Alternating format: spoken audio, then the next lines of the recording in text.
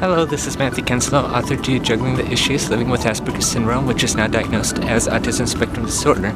So this video is about autism and birthdays, and I have heard that there's a lot of people with autism who cannot stand birthdays, and I, for one, as a person who has autism, I loved birthday parties, but not 100%, but at the same time I was able to stand in those things, if you will. But I could easily describe there's all the sensory overload that goes on, audio and visual, tactile sensory overloads, especially with the hat, the cone hat that like wraps around your chin and it feels like you're being choked or something.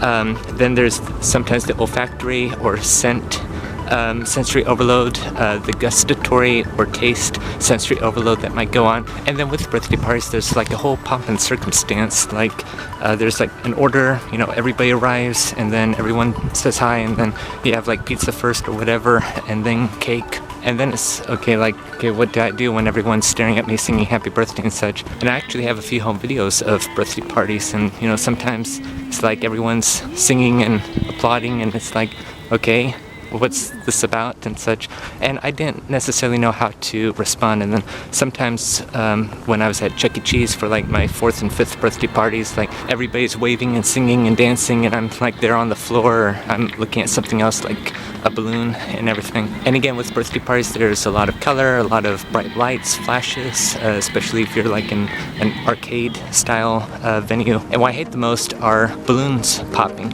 and such, and it's just like that loud pop sound just startles you and such.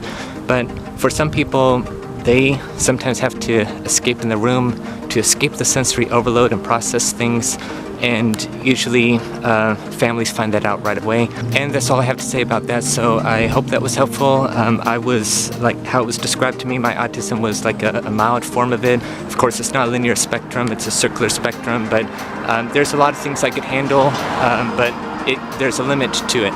So I just suggest finding something that is comfortable for you or your child or family member in what they could handle in birthday parties, and go from there.